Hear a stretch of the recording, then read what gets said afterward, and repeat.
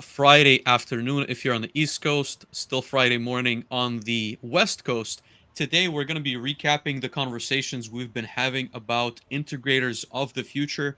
We had very interesting conversations with four people in our industry. Those were Sam Russum, Travis Cox, Addison Wege, and Jason Hamlin. I probably butchered that last name.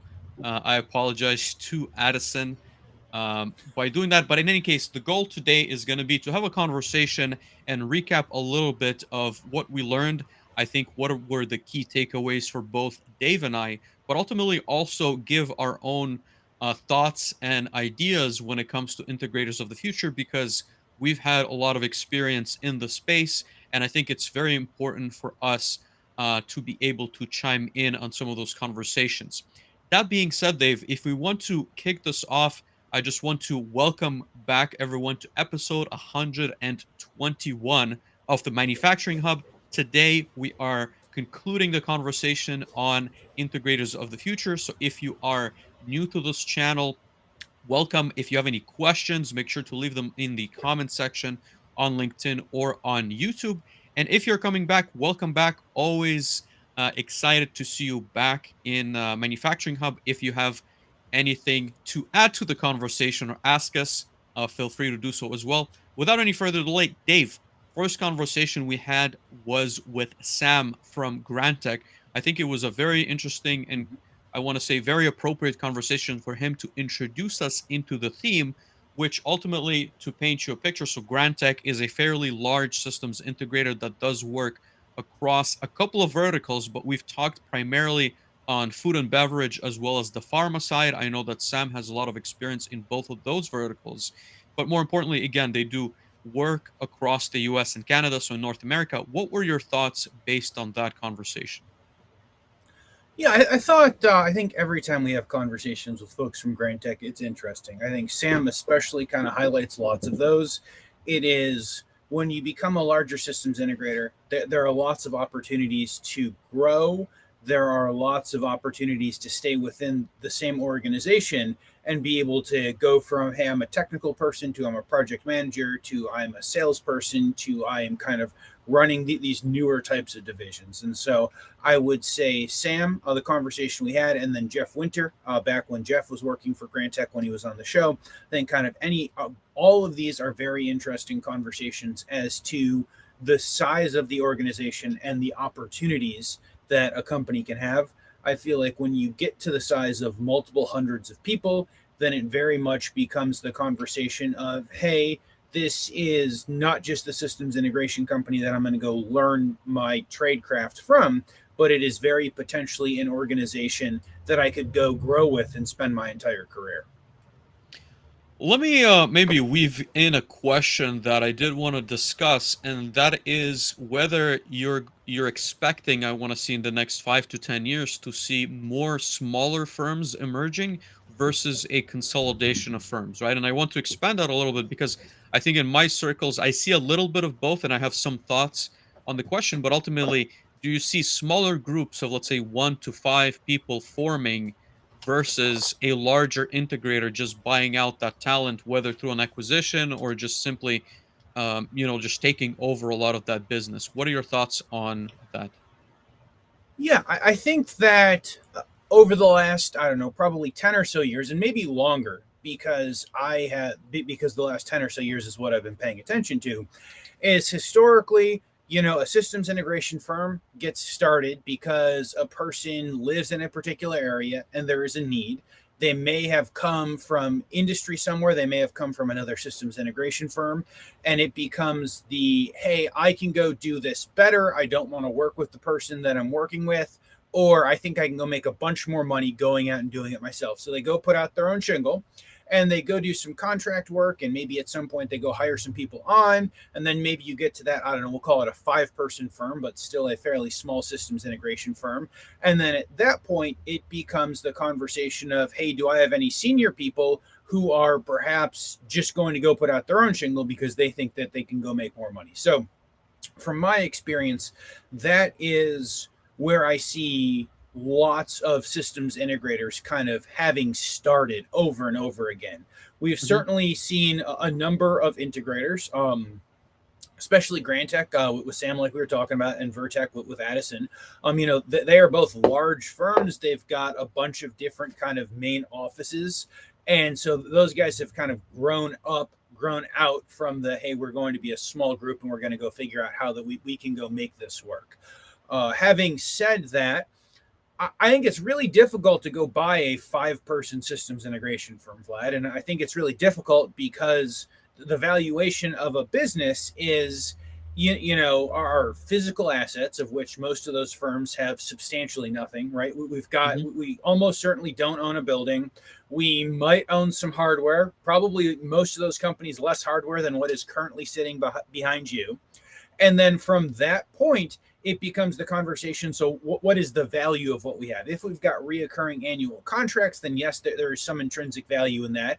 There is some intrinsic value in the business relationships. There's some intrinsic value in the people that currently work for you and their experiences. But sometimes it's difficult to go ahead and keep those if you're transitioning from one ownership firm to another. So I think that unless someone had maybe a lot more money than anyone else, we're probably not going to go see those firms get bought up, because even if we did, we might have 3 or 4 of those people come and go set up their own shingles and then go be competing against us in the exact same businesses and the exact same business entities. So I guess my expectation for the next 3 to 5 years is not we are going to go have a mass consolidation. I think, and I've posted about this recently, is I think that we're going to have more groups who specialize on a couple of very particular things, right? I think you're going to say, hey, this is the type of work that I do. I'm happy to go work with a bunch of other groups, but this is the type of work that I go do. My goal is to be the best person in the industry on process historians, or my goal is to be the best person in the industry focused on cloud hosted architecture, or hosted kind of on any of these other things. And so I think we're going to find people specialize more and more. And I think we're going to see groups, if we want to call them co-ops, if we want to call them strategic partnerships, come together of smaller people who are very good at what they do in order to be able to go after these larger projects. Yeah, and I guess, like, look, I agree with most of the points. I guess I'm also interested in seeing how the smaller integrators are able to.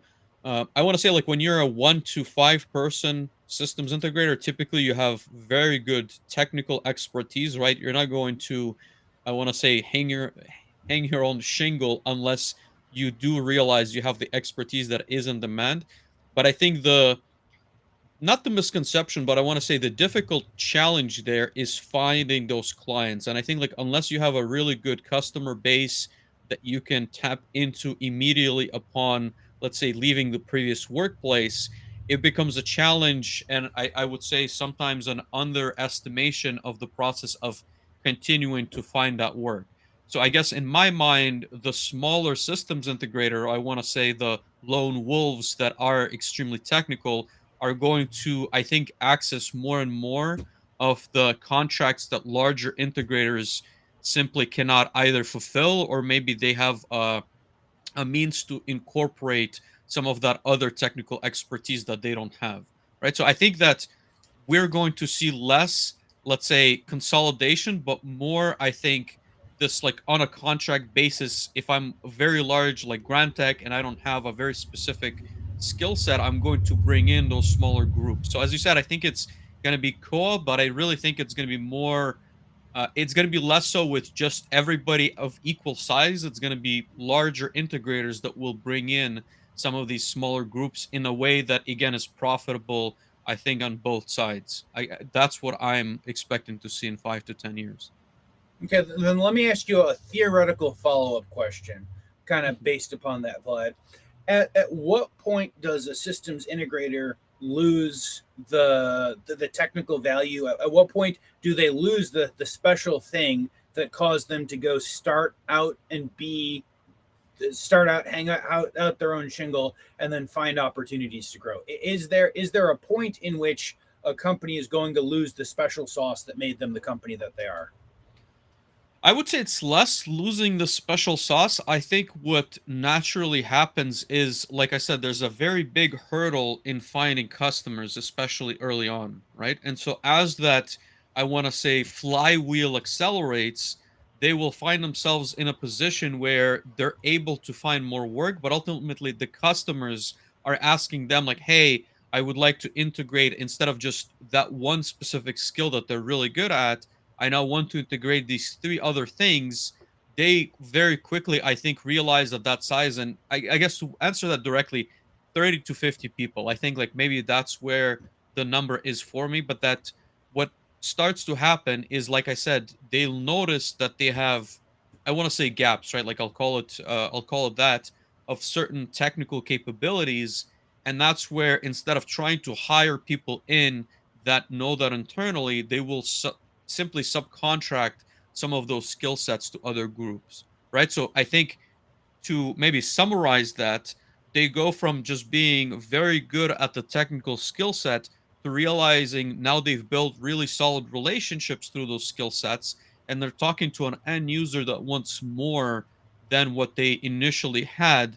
And there's like a shift, right? Like now they're becoming this like sales and sort of customer relationships machine on the technical side rather than being a purely highly technical implementation shop. So that's what I'm noticing more and more.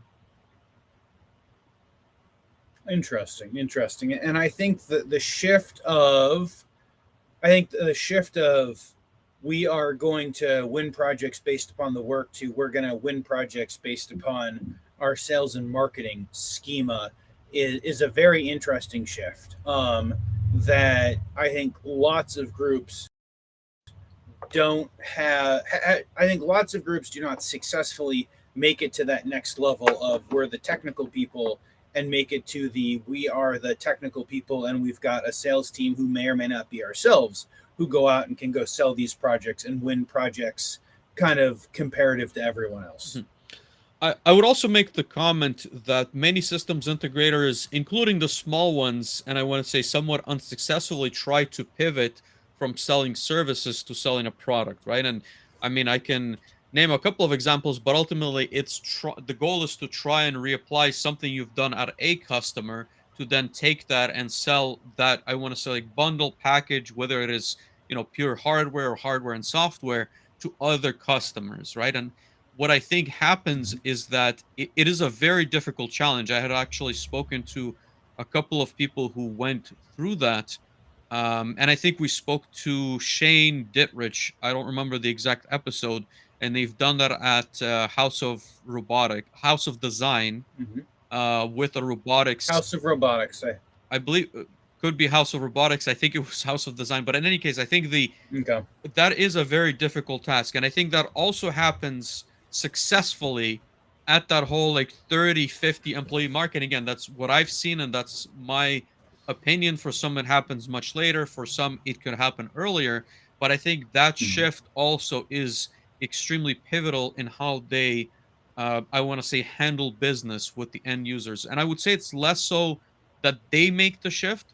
Like I said, it's more so that Mhm. the end users now trust them based on the technical capability. And again, drawing on my experience, what usually happens if you're a 1 to 5 person shop, it's relatively easy to get on a small support project, right? So, for example, if you're at a plan that's requiring some commissioning projects, you're going to almost take a flyer, I want to say, on a technical group that seems credible to come in and help you with startup support, right? So, if we're bringing in new manufacturing lines, new equipment, you're going to almost trial that person and see what they're capable of. As they prove themselves to you, you'll be a lot more lenient to bringing them into larger projects. But like I said, what happens on their side is that as demand increases, I think it's very difficult, and we'll get into the conversation in a few minutes, to bring in other experts that sort of fill in the gaps that you don't have. I think that's a huge challenge for in many technical areas, right? Because the demand is there, but to sort of like manage that growth, I think is not as simple. But in any case, I want to move us a little bit further, Dave, unless you have some other thoughts on that point. Well, I think Travis, our next guest, had some good comments on the product versus service. But before we get there, Jay Boychuk in the comments has got an interesting comment that I don't think that we necessarily de- defined or described through any Sure. of our guests. He wants to know, how do we define an integrator to start with? CSIA just called this out and found many types. IT specific, machine builders, traditional controls, programming, integrators, etc. And because I read the question, I will go take the first whack at this, Jay. I guess so. In my mind, I I kind of consider basically all of the things that we are just describing as an integrator, right? I typically would pull out machine builders. I'm not saying that they're not a subtype of integrator, but I think that if you're building a bunch of the physical product, like the machines or the lines, you are more of a builder or an OEM as opposed to an integrator whose job is to go, in my mind, take a disparate group of services and solutions and either go build a new technology stack encompassing them or maybe not encompassing them. I have heard many industries kind of consider themselves an integrator, like especially on the IT side, like especially on the ERP side. There are lots of quote unquote like ERP integrators who do a lot of similar work, going and customizing code and solutions and things like that to go specifically fit the end user, and maybe on the other side going and modifying what the end user is doing so it comes closer to kind of industry best practices, and you don't have to spend the money on modifying the code as it has currently been built and as it generally works for hundreds or thousands of other organizations. So I would, in my mind, say kind of anyone that takes a more than one product, so two or more products, and goes and melds them with existing machinery, goes and melds them with existing items at a facility, that is generally how I would describe an integrator. Vlad, do you have thoughts on this? Yeah, I mean, I think you said it pretty well. I would only add like a couple of comments. I guess like for me, I always talk in the context of like manufacturing automation, right? So as you've mentioned that an ERP integrator, but to me it would be the caveat, it would have to be a link between, let's say, your plant floor and the ERP system. If they're purely coming in and Mm-hmm. setting up an ERP for, let's say, an e-commerce platform, then I would not, let's say, they are in a traditional sense unintegrated, but I wouldn't be talking about them in, let's say, the conversations that me and you are having on manufacturing hub. But in any case, I think you've said it really well, where it's meshing multiple systems together. I think whether it is a brownfield or a greenfield application, the understanding is that the integrator is the one that creates the links between machinery. It could be on the mechanical side, it could be on the electrical side, it could be programming, right? But ultimately, they provide all of those services. And I think you've also mentioned really well machine builders. I think that a machine builder could be an integrator if they also come into the factory to install and program the links, between that machine and the rest of the line. But if they purely creating a machine that then they hand off to whomever, they're not necessarily an integrator in the way that we are discussing it on the show. But I think that's a really good question. I think we've asked some of our guests that same question, and I think we've gotten fairly similar responses. But yes, I'm glad it gets brought up. But again, I think it's a very wide range, right? Like I think that even saying someone who programs PLCs is an integrator, that's still a world apart from a machine builder that comes in and puts in their machine. Like so, there are nuances, and I agree that it is a really good question. There's another question in the chat that is very relevant. I want to get into that in a moment. So the question is, what is the set of skills which a professional integrator should have? I'm going to table that for just a couple of minutes because I do want to move us along a little bit so let's touch on the next guest that we have, which was Travis Cox from Inductive Automation. And I want to really briefly discuss that before we, like I said, answer this question. So Travis comes with a very interesting background. So Inductive Automation, if you didn't catch that conversation, started off as a systems integrator company early on.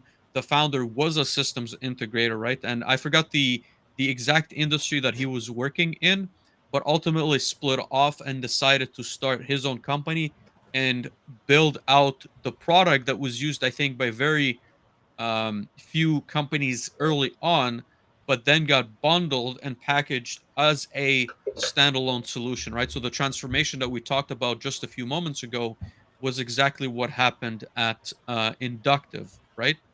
And so I think Mhm. that the perspective from Travis was slightly different than from a traditional systems integrator in the sense that now they partner with systems integrator that allow or that are provided with the tools that they create and ultimately integrate their product into the end user's environment. And I think that I want to say distinction is important, but ultimately, like that perspective is extremely important because I think the integrators of the future will work a lot closer with OEMs, with software developers, and sort of other parties than they are today, right? So, and again, I'm not going to mention many platforms, but I would say that they can certainly take a page in Inductive Automation's book and how they've set up those partnerships.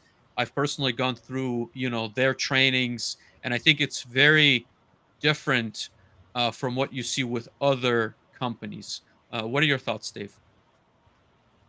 Yeah, no, I thought that it was an interesting conversation of you find a need, you go solve the need, and then as you're going to solve your need, you realize that the problem that you have solved might be more valuable and more useful than the integration work that you've been doing. And so I think it was a very interesting conversation. I think it was interesting to get Travis's perspective on that. And I think kind of to his point, I think that there are well, and especially kind of his and leadership at Inductive's background being kind of technologists and technologists on the coding side. I think that there will only continue to be more opportunities in order to go build new, better tools, in order to go leverage different types of databases, in order to tie disparate pieces of systems and information together. Because as nice as it would be of saying, "Hey, we're going to go in and completely rebuild everything from scratch," I think it becomes the conversation of I think it becomes the conversation of how can we go solve our problems, and to your earlier point, Vlad, of at some point do the problems that we're solving ourselves does that become more valuable to turn into a product than the integration work that we are doing. I think it is difficult for I think specializing is important when it comes to integration services, but beyond specializing, if you're actually going to go sell a product, that is a very different conversation than going and providing a service based upon a very repeatable product that you've done dozens or hundreds of times before. Mhm. I would definitely agree, and I think that's a good segue maybe to answer that question. And it's not necessarily product versus service, but more what are the skill sets which an integrator should have in your opinion? And I also have an opinion, Dave, but I'll let you take a stab at this first. I appreciate that, Vlad. So to answer Nader's question, in my opinion, I don't think there's one particular skill set that an integrator should have. Right. To go back to Jay's question of how do you define an integrator, I think there are lots of different types of integrators. I think that there are integrators that we see who are really good on PLCs, or they build HMI screens all of the time. I think we've certainly talked to other folks like Addison that we'll talk about in just a moment. Addison spends most of his time on MES layers, right? And the skills that he needs to be successful on the MES layer and probably do some data analytics on top of that is very different than someone who's going to go work at a factory doing machine startup, going and doing networking, going and doing kind of a bunch of other things. So I would say, and it may feel like a bit of a cop out, Nader, and that is not my hope of being a bit of a cop out, but it really depends upon what you want to do. And beyond what you want to do, it might depend upon what sort of opportunities you have. To the previous point, in my experience, an integration firm starts based upon someone who is technically competent and probably has a couple of customers asking them to go do this thing, maybe cheaper, maybe faster, maybe better, or maybe just doing the thing in general. And so that is where the first kind of couple of customers come based upon the skill sets that you have.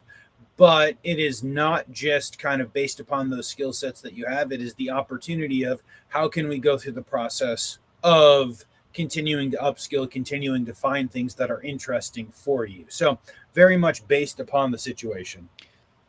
If I can add to that, Dave, I think that my perspective is maybe a little bit different, and I think that we'll have a conversation about, like the end user's perspective and what's optimal for them and how to select the systems integrator, which I think like will tie into this question really nicely.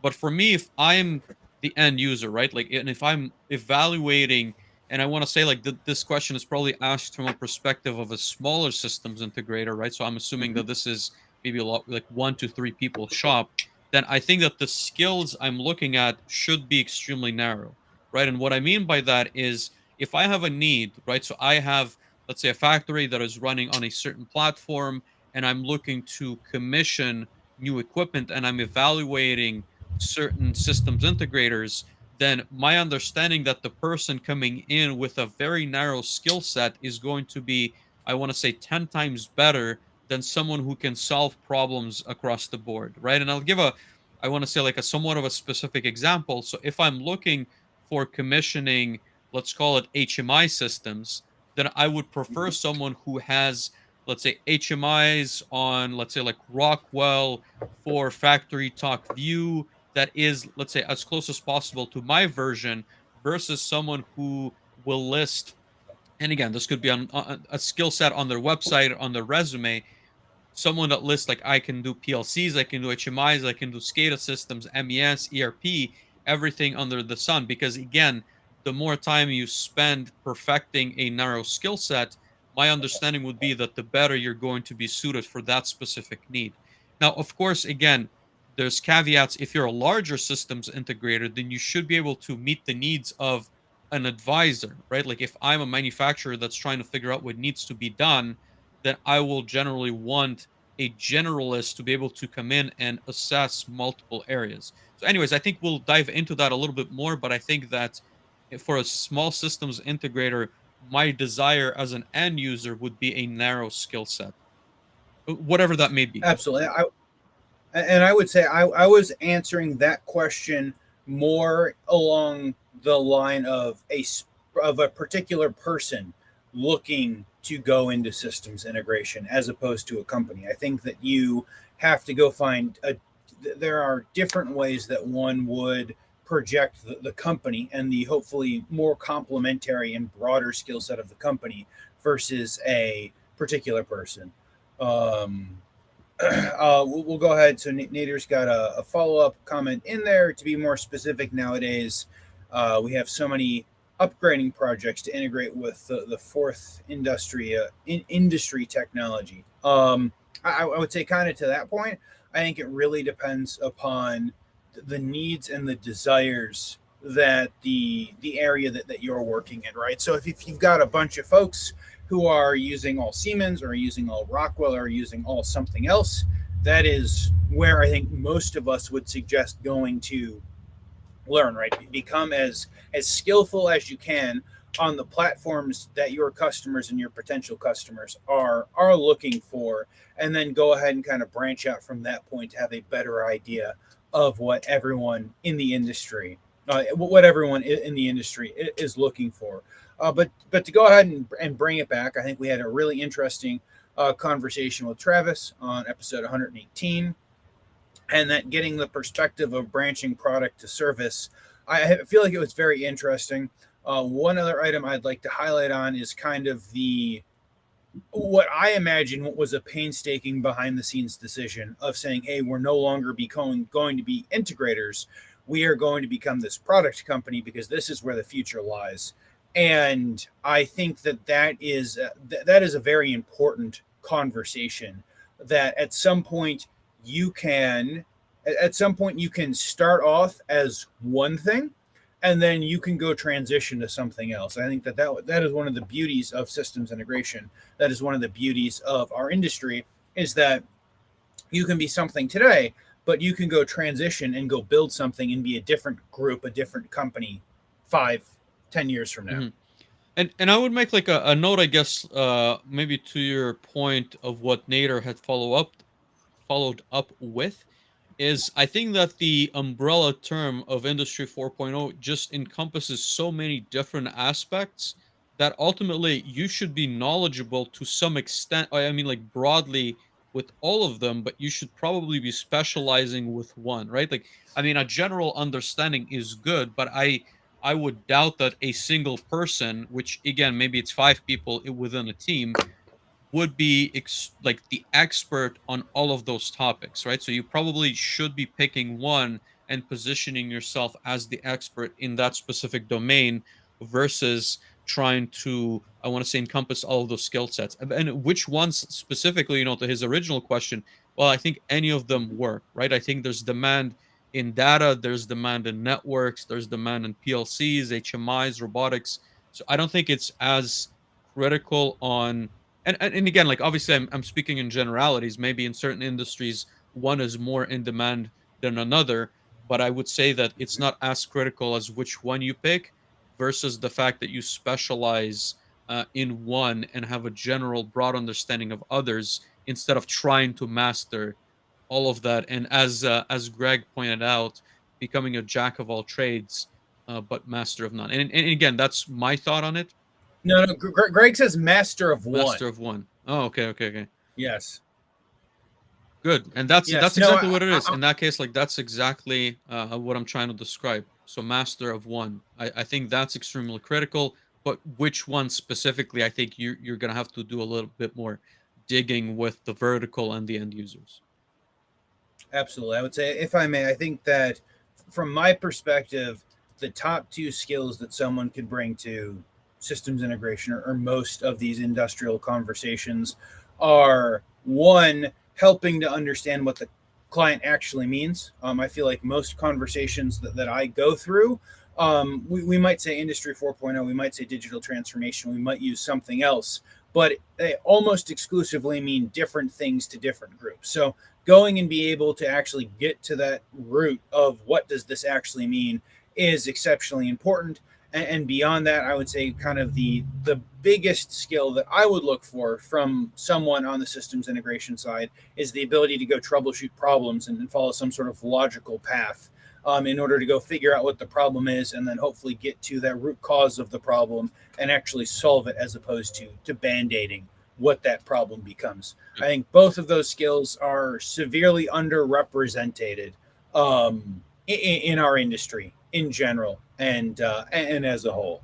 Yeah. Perfect. So I'd like to kind of take that opportunity to transition into the Addison conversation. So we kind of alluded to it earlier. Addison came on. Addison works for Vertec, which is another large systems integration firm. Yeah, they are another fairly large systems integration firm, and he focuses mostly on the MES layer. And that is something that Vlad and I have both spent some time working on. And I thought that this was an interesting conversation because before that, we were talking about different verticals, with Sam being the food and beverage and the life science, with Travis of the products versus services. What is your take, Vlad, on specializing something like an MES style layer as opposed to specializing in a vertical? Yeah, so I really liked the conversation we had with Addison for a number of reasons, right? So he actually had a time where he spent, I guess he spent integrating PLC and HMI systems. So I think that he has a deeper understanding of what that looks like than someone who just purely comes in at SCADA MES. So I think that he certainly appreciates that layer a lot more than, like I said, than someone with a very traditional like software background that comes into it. But I guess my perspective is, again, there's demand for all of them. I certainly see a growing demand for data acquisition, and I want to say like leveraging the instrumentation that you already have or are trying to augment in order to drive business decisions. So I certainly understand why he chose SCADA and MES because I think those systems are becoming more critical. I would also say that again, in my opinion, there is more, I want to say different complexity, but there is an increased complexity in how those systems are deployed because I think not only deal with the data that you need to understand at the plant floor, but they also need to deal with IT systems, right? Like once you start breaching that gap, it becomes increasingly more complex and the conversations start to become not necessarily more political, but just different than if you're, let's say, a pure PLC and HMI programmer, but also because they are now starting to deal with that either cloud or server layer. So I think there's quite a bit more, or I guess, again, different, but more knowledge, at least in my mind, involved in getting there. So the differentiation is um, better, right? So I guess what I'm trying to say by that is someone who knows SCADA and MES extremely well, I think there's tons of opportunities right now in our industry, and I think that those opportunities are going to continue to grow. I would like to weave in a question that I did want to discuss is, and we had, I think, this question with most of our guests, and I would like to hear from our audience as well. So if you have a comment on this, make sure to write that up. But the comment of what is the ideal skill set for someone coming into the integration, whether that is a mechanical or process engineer that is looking to understand how programming works, and I want to say has a deeper understanding of the systems than then learns programming, versus someone on the software side that could come in and probably design, the nicest HMIs out there, who can come in and understand user experience a lot more, who can understand the flow of data better, and then learn the process in order to make that happen. What are your thoughts on, those two, I want to say, like, fairly far apart skill sets, Dave? So I guess the question becomes, Vlad, are we answering this question from the perspective of a potential employer, or are we answering this question from the perspective of if we were to go start over and do it all again, which path would we go take? I would say a potential systems integration employer, right? So let me give you a better scenario. I don't know. I'm a systems integrator of, let's say, 50 people. We have Yep. people across the stack, right? So we're able to come in and retrofit systems. We're able to program controls. We're able to integrate new machinery.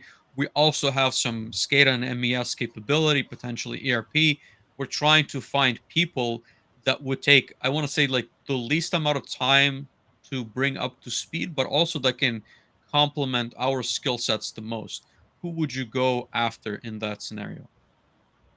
So in the past, when I was this person looking to go build up a SCADA MES practice on that side, I had a bunch of conversations with a number of different people.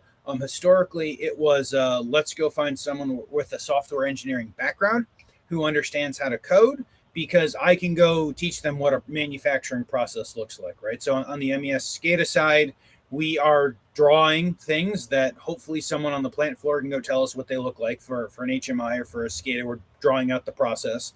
Once we've drawn out the process, we just have to go map some tags. We've got to go map some other items in order to go visualize the data, right? And go build the process flow. And so on that side, I think it is fairly easy to go get someone with a software engineering background up and running if our goal is we just want to go pump out more and more screens, and then we want to go contextualize the data and put some information, and we want to go put some information on there.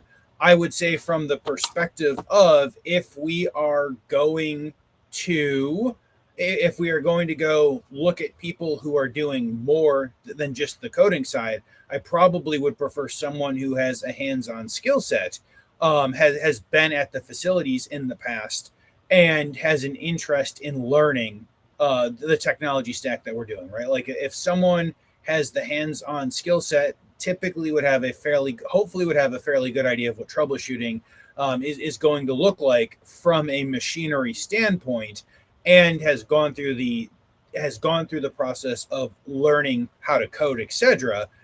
Then then I would go ahead and kind of take a look at that. So I think it really depends upon where someone is, but I think that the sweet spot is less of what does the person's degree or non-degree program look like, and it's more of a do they have some blend of do they have some blend of where they have enough hands-on experience and also can fulfill the technical requirements we have. And as Kruno here in the comments is saying that they would look for employees who have the culture fit over the skills. And I think culture fit over the skills is certainly really important. And as we had mentioned kind of earlier on, as a systems integration company grows, especially from a couple of people up to 50-ish people, as is the example now, that company, it's a different company, right? It's a different company at 2 or 5 people than it is at 20 people, which is different at 50 people. And then certainly by the time you're at, somewhere between that 75 and 100 person, it, as much as people probably don't want to admit, it's not nearly the same company as it was when you went and started out in the basement or off the back of the truck. Vlad, what are your thoughts? Is there an ideal skill set for someone who wants to get into this industry? Yeah, and look, I've wrestled with that question multiple times, especially when I was interviewing different candidates.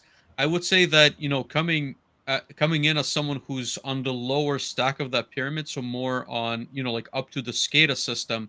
I think that for me the most important criteria really was, can this person be trusted to be safe, right? And what I mean by that is because I think you can train someone who has a general understanding of manufacturing operations and a general software understanding, any of these skills, right? Whether they come from software, whether they come from electrical background or a technician.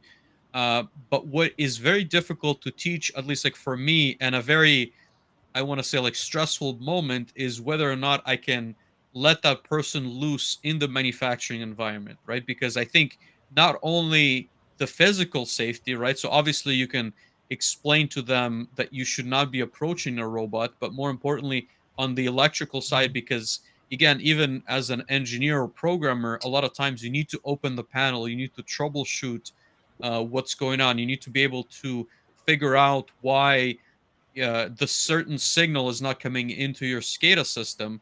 And so if I can trust them to be safe with the equipment that we're working with, and they can demonstrate that in the interview, I would be fairly confident in being able to fill in the rest of the gap.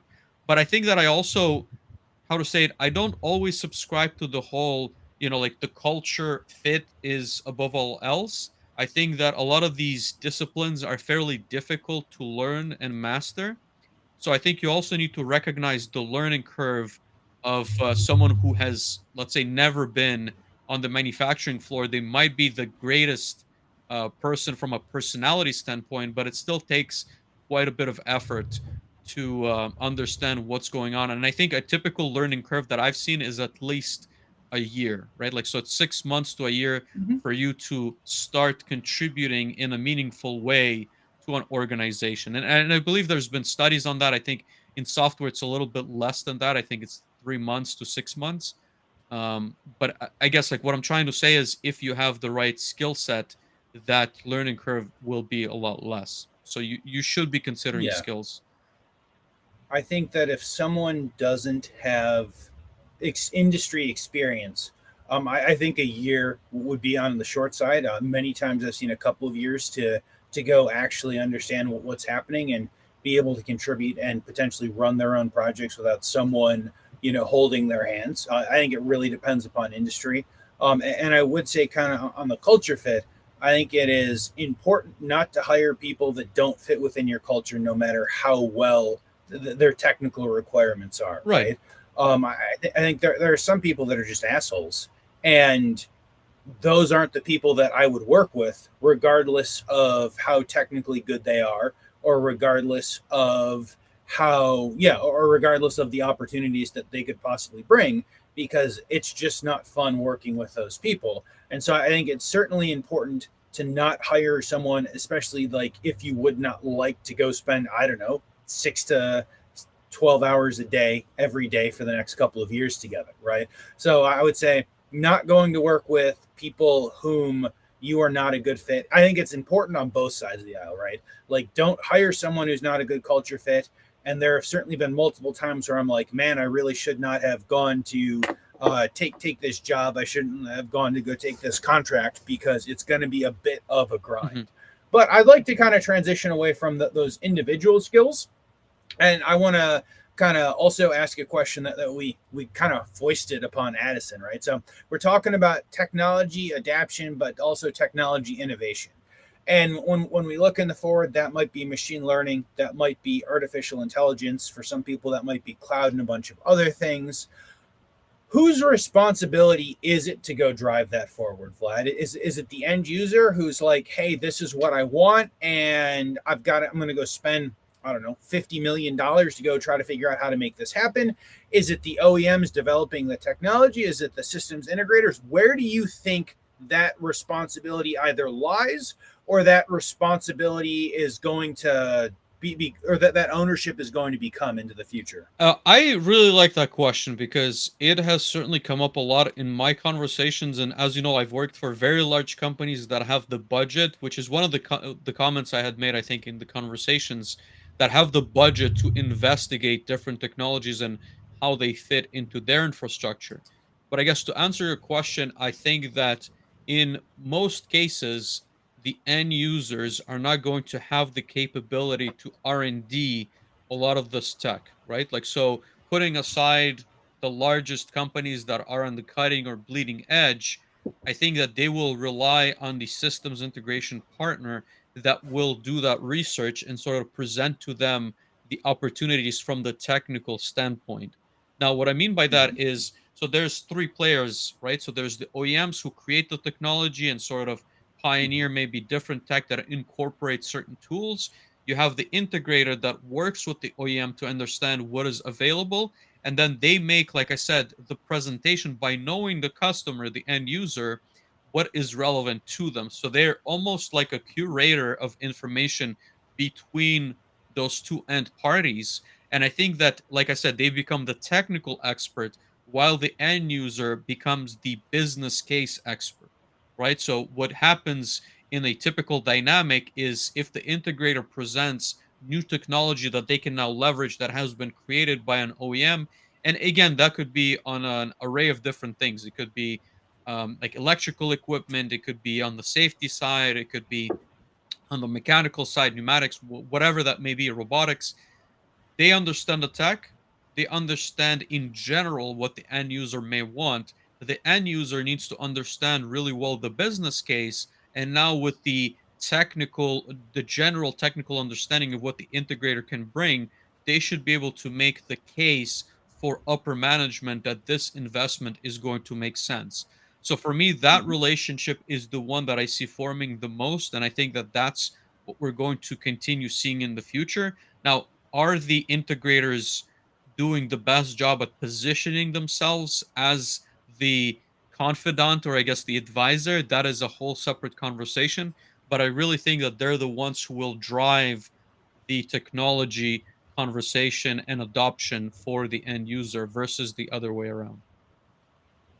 Interesting. I guess from my perspective, I would put much more of the onus on the OEMs, right? Like, I think that if they are going and developing these technologies, and it could be the big groups like the Siemens and the Rockwells of the world, and if they're going to go drive these, they've got to go give us reasonable use cases on how to go deploy them into the factory, and probably go deploy some of them so that we can go see how it works. And then I think that once we have these use cases, it will be a collaboration between the three groups. But I think on the other side, we're going to see the Fortune 5,000s, maybe the Fortune 10,000 going and hopefully investing a bunch of money at the corporate level to go figure out how we can go understand what the actual value and benefits are going to look like moving forward. And I think that without investment on both sides, it's going to be really difficult for systems integrators, especially with legacy businesses, of,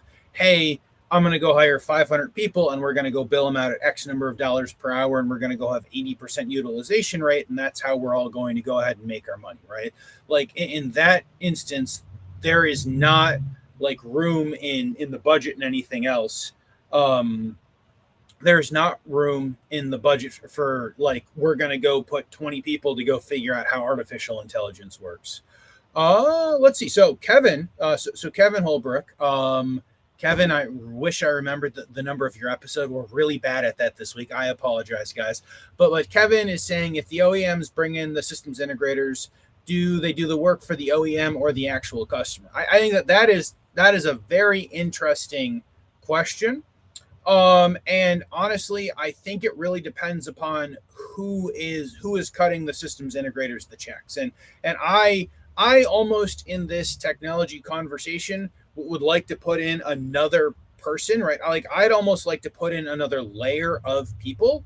I think someone has to be the technologist looking out for the end user, right? Like very few systems integrators have the ability to go consult at the return on investment levels for projects that are going to go span 5 or 10 or 50 facilities as a pilot, right? Very few systems integrators have the ability to go have those conversations. And so if we need someone to come in to go have those conversations, to go say, hey, we need to go invest X number of millions of dollars, these are the use cases and this is the return on investment. It's not typically not going to be the person as part of the 10-person systems integration firm, because they have very specific, very particular backgrounds when it comes to that. So from my perspective, I think that we're going to have another layer in there, and we might call them solutions architects. We might call them consultants. We might call them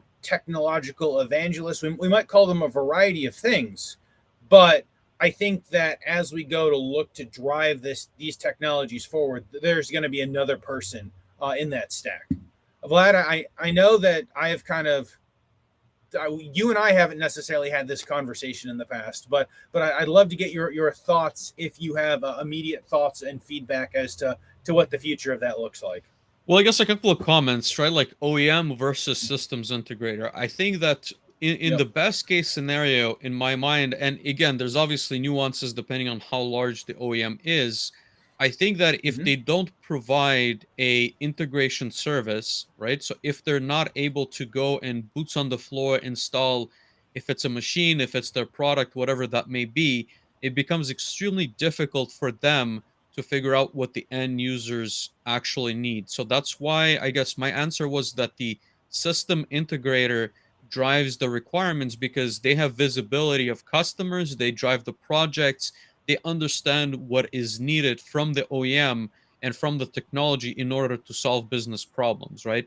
I also think that the OEM is in some cases from what I've seen is biased towards their own product, right? So it becomes almost like a bubble where it's difficult for them to figure out where they stand. And like I said, obviously it depends on the size of the OEM, but I think that the integrators that work with different equipment and different verticals can provide a much better, and I want to say unbiased, although again I know it is biased, but to a greater extent, opinion of what the end users need, what they want, and what they're willing to pay for. Right? Right. So that's why I really think that the systems integrators are the ones who drive a lot of these solutions instead of the OEM or the end user.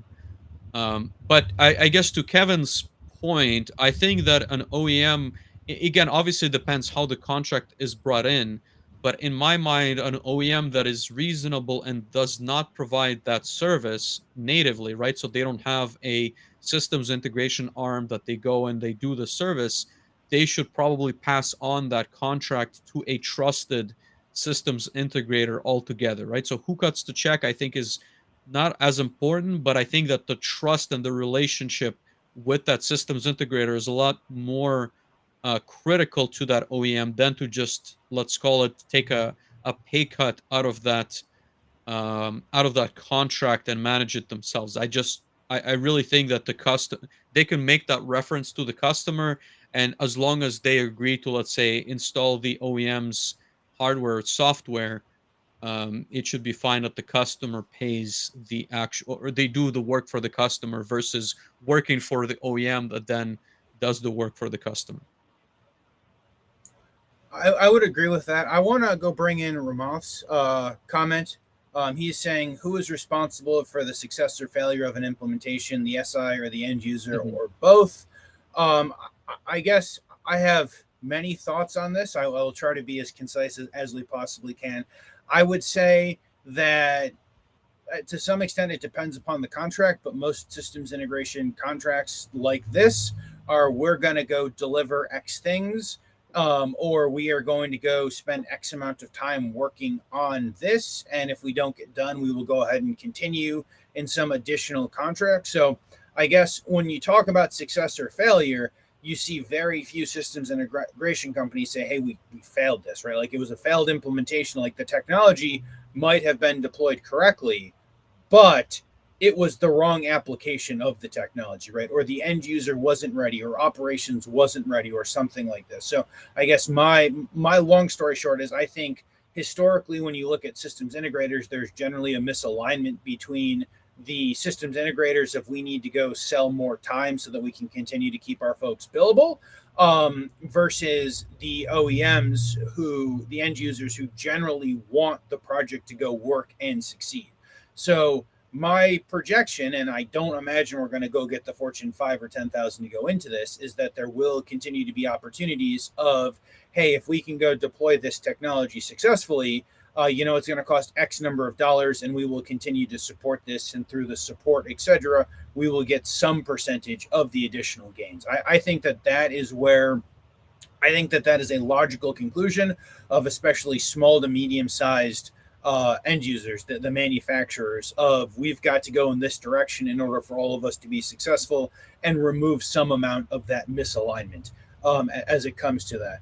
Vlad, do you have thoughts on that, or should we move on before we just spend the next 2 hours arguing No, about I this? mean, like, look, I guess I have a much hotter take on this. I really think that at the end of the day, the end user is responsible, ultimately, not on the technical deliverables, but they're responsible for setting the right expectations. They're, I want to say, owners of selecting the right systems integration partner, and they are responsible for making sure that the project comes along at a reasonable timeline, right? So again, I've worked for both end users and systems integrators. I think that the the split of responsibility is that the end user, you need to set those expectations very clearly. You need to manage the project scope.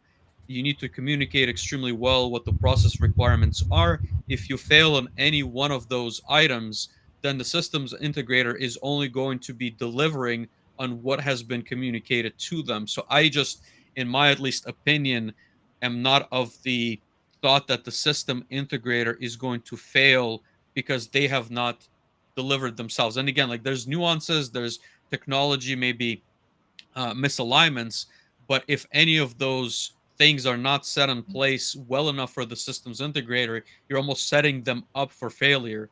And who's responsible for that failure? Where in my experience, it's probably going to fall on the end user. Although, again, you can argue, and me and you can argue, but I think in most of those projects, it's the end user.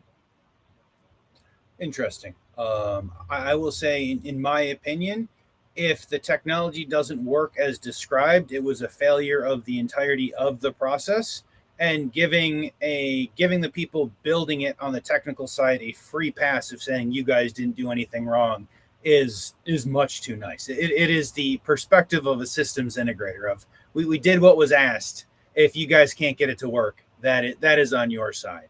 Well, if the But technology I think didn't that work, this that's a is why. different Dave, like I feel like that's a different scenario because if the technology didn't work, that means you didn't vet your system, or they sold you on a technology that was an R&D project versus something that is fully baked and proven somewhere else. You know what I mean? So it still falls on you as the ownership. You need to find a partner that is able to integrate something that works. And if it's not going to work, then you should have some risk baked into the contract, right? Like we understand that this is R&D and this has, let's say, a 10% chance or 50% chance, whatever that may be, to work. So of course you can bake that in, but I don't know how you would blame the systems integrator because the tech didn't work out.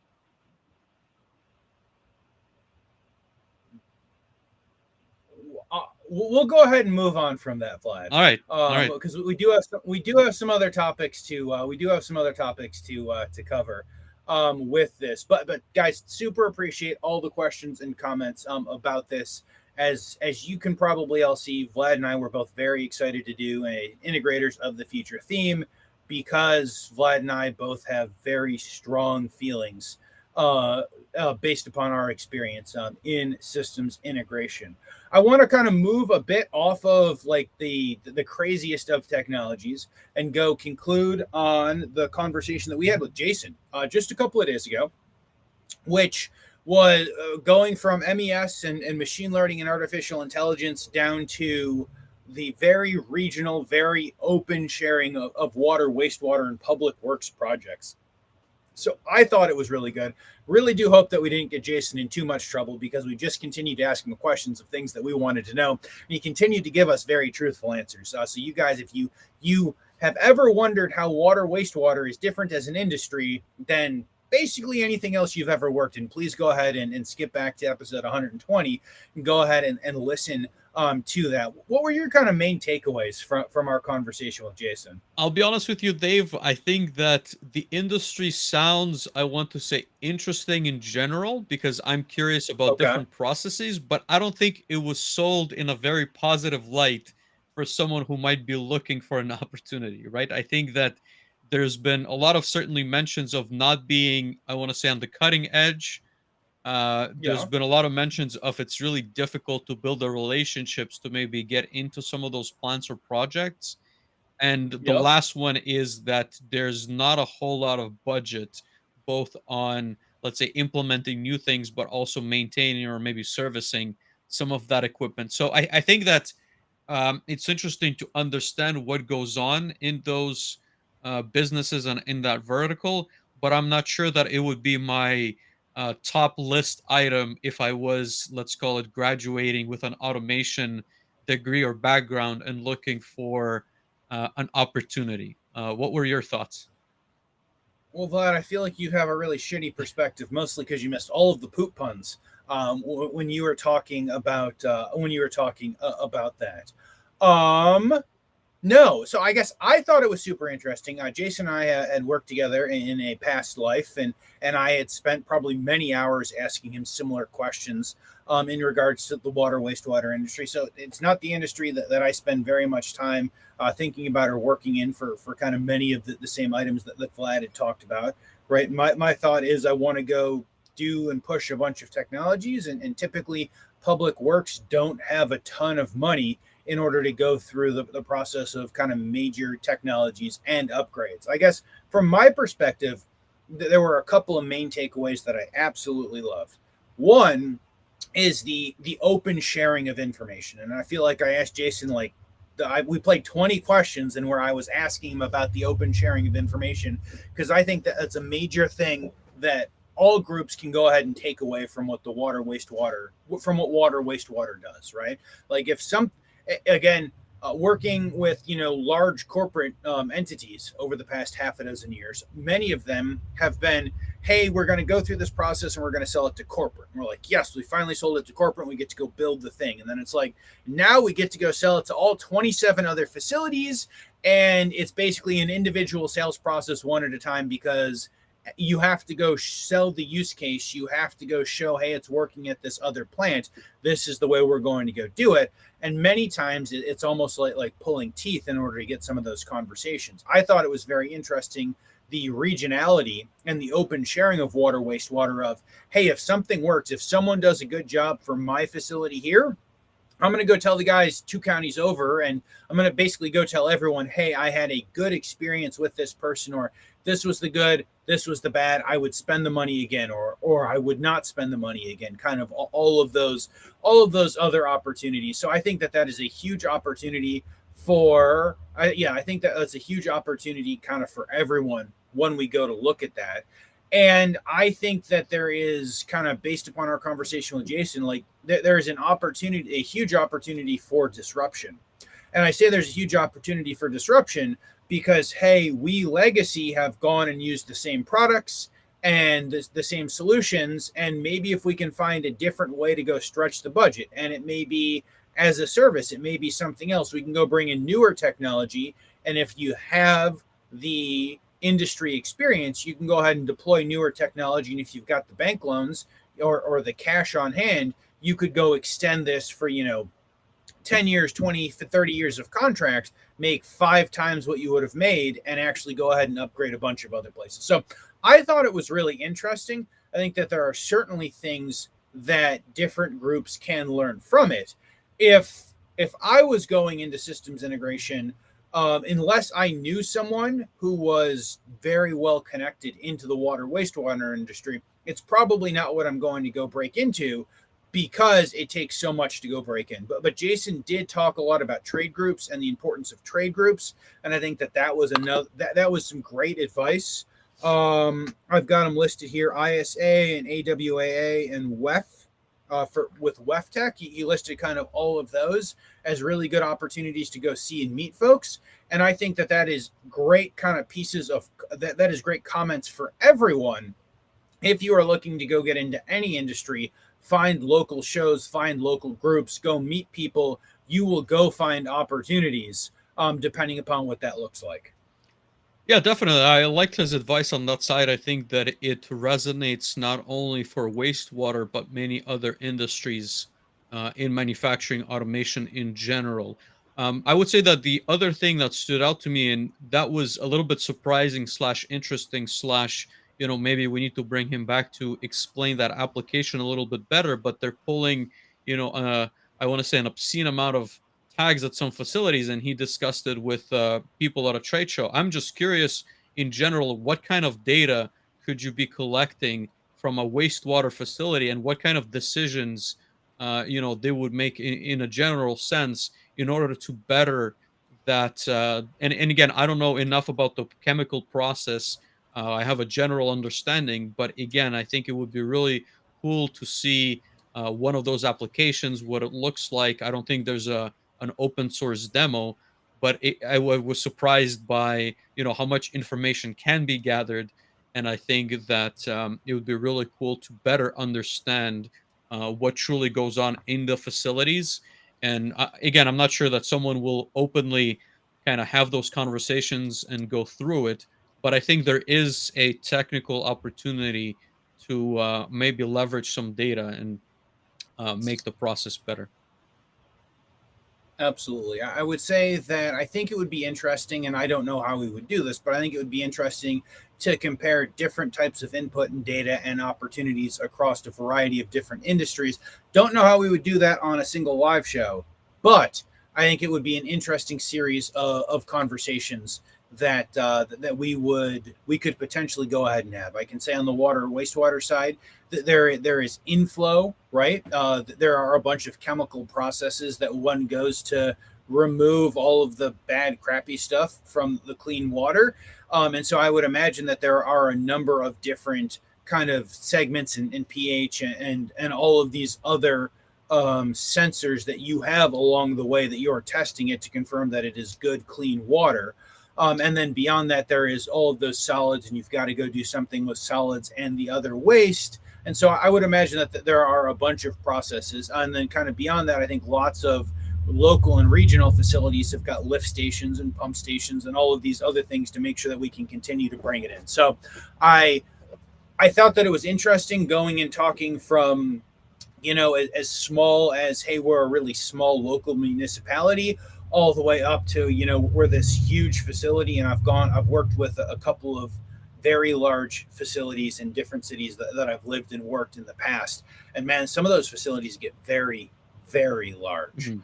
But I would like to go translate this. I want to talk about so we've talked about systems integration firms, right? We've talked about they all start as small because that's how the industry is.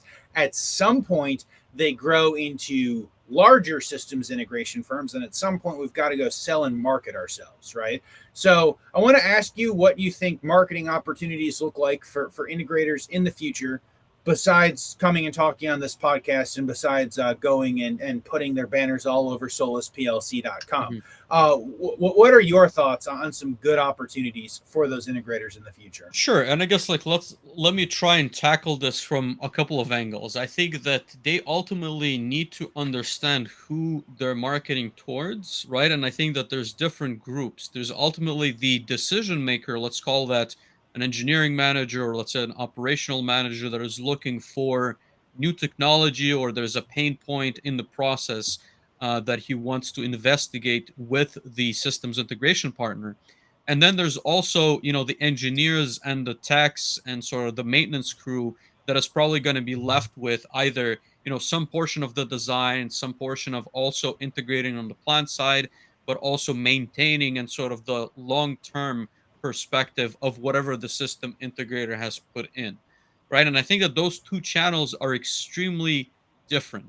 And what I mean by that is on the buyer side, the metrics that are going to matter most is how does this solve a business problem and what's the ROI on that solution, right? So I think that on that side, what is a little bit more important is being able to make a business case or sort of maybe present more of an information that is a case study approach. So you need to position your marketing efforts in a sense that you understand the industry, you understand their pain points, and you understand what a potential solution looks like. And I guess to be specific, what channels does that maybe imply? Obviously, I think LinkedIn is a professional network. So if you start showcasing those case studies or bits of those case studies, I think you can get the end users interested in your SI type of work.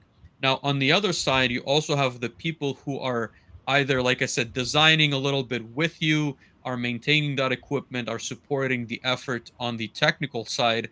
And I think that the marketing opportunities are very different because I think you need the engineers and the techs like buy in many instances of the technology, in addition to the business case being good, right? So you're trying to sell them on that technology will work with what you currently have. It's going to be easy to learn, right? So that's why we're seeing a lot of, I want to say, learning curve reduction on the robotics side, that anyone can take out the teaching pen and then be able to relocate that. And again, that's a whole other conversation how effective that is. But what I'm trying to say is that the marketing efforts and the sales efforts for a systems integrator on that side should be educating on how easy the technology is to work with, how easy the technology is to modify, because ultimately we all know changes will happen and will be requested, whether it is at the plant or by the technical team. And ultimately, what do the channels look like? Where I think, well, I think they're a little bit different. I think that education, like I said, is extremely important. So, in the form of videos, in form of articles, whatever that's posted on your website, on LinkedIn, very important for engineers. I think that we all spend a lot of time reading data sheets. And so having something that is a little bit more concrete that we can see and experience is key. I will not plug in the exact names, but I think a couple of companies provide a way for you to get a trial software in a very, I want to say, like elegant manner that makes it easy to the engineers to try out, learn, and then propose to their managers. So does that, I guess, Dave, before I continue on that same path, does that answer the question? So I really see like both sides of the story, and it's important to craft the message for each one.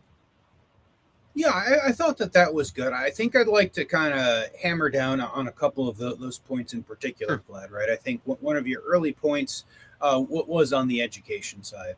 I guess from my experience, if you are going and doing something interesting, if you're going to do something new, or if you're trying to go sell something that is not, we'll just say, kind of like PLC and HMI services that every just about every facility has, there needs to be some amount of educational marketing around that.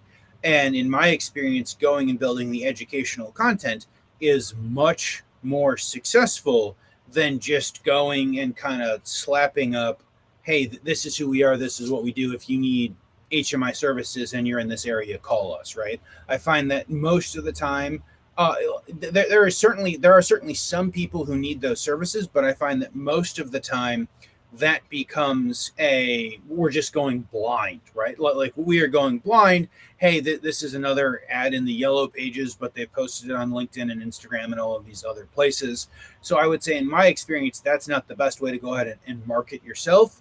On the educational side, absolutely yes. Kind of to Jason's earlier points, to reiterate, going and seeing and meeting people live and in person, be it trade shows, be it other networking events, kind of things like that. Those are exceptionally good. and then beyond that, kind of word of mouth, right? Like if someone is if someone calls and says, "Hey, Vlad, do you know a person who could go do X service?" and I've done a good job, Vlad's going to be like, "Yeah, go talk to Dave. He's done a good job for me. If you guys have similar use cases, absolutely, go talk to him." Or on my side, you go into project and we're like, "Hey, Vlad, I think that we're all generally happy or very happy with how this project ended. Do you know anyone else in the area within your network of CFOs or COOs or anything like that who may need a similar service? Can you provide an introduction?" Those warm to medium introductions are absolutely always the best way to go have conversations. And so those are kind of the big opportunities that I find in the selling and marketing opportunities. I have found very few people who are very much into the high pressure, hey, if you need this, we are the people that you want to come talk to, all sort of people. But educational, going and posting case studies, going and doing things like that, absolutely, absolutely important. I kind of want to go, and I know that we're getting close to time for a bunch of people. We've got so many good questions here in the comments. Thank you to everyone. My LinkedIn typing is broken. I literally cannot respond to any of you live, despite the fact that I've tried to for a bunch of times. But I want to talk about end user selection, or I'm sorry, yeah, end users selecting integrators. Vlad, kind of from your perspective, because I know you've been on this as the end user a number of times. How do you go? I guess maybe how in the past have you gone about selecting integrators, and given everything that you've known in the 10-ish years since you were last an end user, how would you go about selecting an end user today? Sure, and I think I've alluded to that process a little bit earlier, but ultimately, I think that it's just like an interview, right? So somebody from the Yep. systems integrator is going to come in and probably explain what their capabilities are, who would be working on a project. Let's say if you choose them, it's not, let's say if they're small, then it's probably going to be the person who executes the project. If they're large, it's not always going to be the same person doing the work than the one you're speaking to. So you need to ask the same questions as you would ask in an interview, right? What kind of other projects have you done? What have you worked on? What is your skill set? What are you comfortable doing? So just get a first understanding of the systems integrator. Then the first phase, really for me, like I said, it's almost taking a flyer on seeing them on a smaller project and how they perform, and just to see if the expectations are similar, right? So I'll give you like one example, as I've once again described a little bit, but during a commissioning project, a lot of times you need multiple parties. So the OEM is either going to do some kind of a VAT, FAT with you. They're probably going to send a couple of people to integrate that machinery. And you're going to have either like a local systems integrator or somebody helping out with those efforts, whether internal or external. Well, I think like for me, the first phase is usually, like I said, testing out or trialing the systems integrator and just seeing how they work, what the feedback is. Again, if I'm in an engineering management position, then I'm probably not going to be hands on with the representative or the engineer from the SI. So I would probably get the feedback from my team of what it looked like. Are they happy with the level of service that has been provided?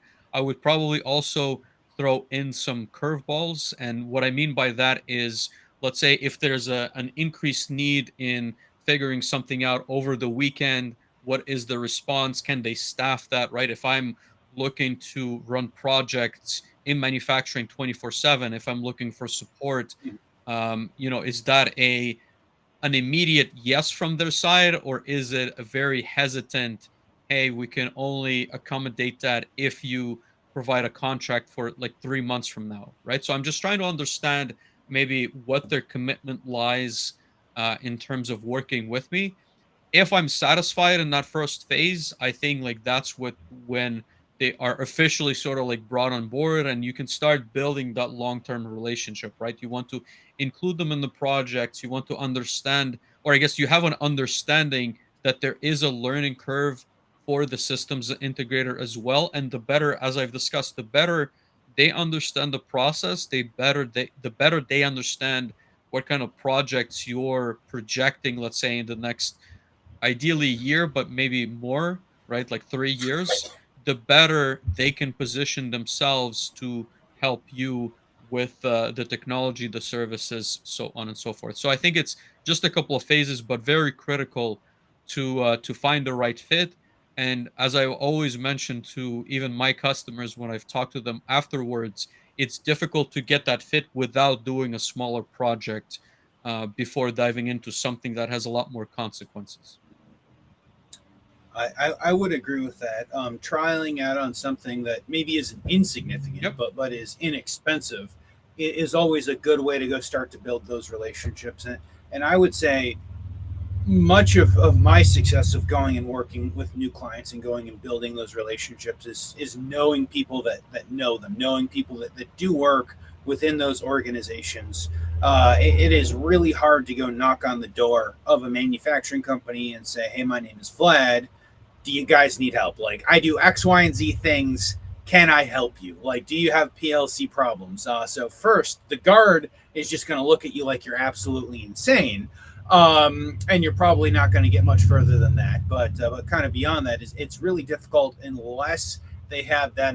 If someone has the immediate need of the service that you're offering, then it may be a yes. But the vast majority of the time is you need to go find a way to get an introduction to those people so that you can go have that conversation. Right? People want to know your background, they want to know your skill set, but like most of them want to know, how do you know us? Like, how do we know you? Who do we know that I can go call to make sure that you're more than just a living, breathing human being, that you can go deliver the things that you want to do? And in my experience, you either get to the end of that first opportunity and then there are a ton more opportunities, or you get to the end of that first opportunity, you're like, hey guys, this was fun. Good luck with whomever else you're going to go find to bring on in the next opportunity, because maybe there wasn't the best alignment. Maybe it wasn't nearly as fun as possible. Yeah, I definitely agree.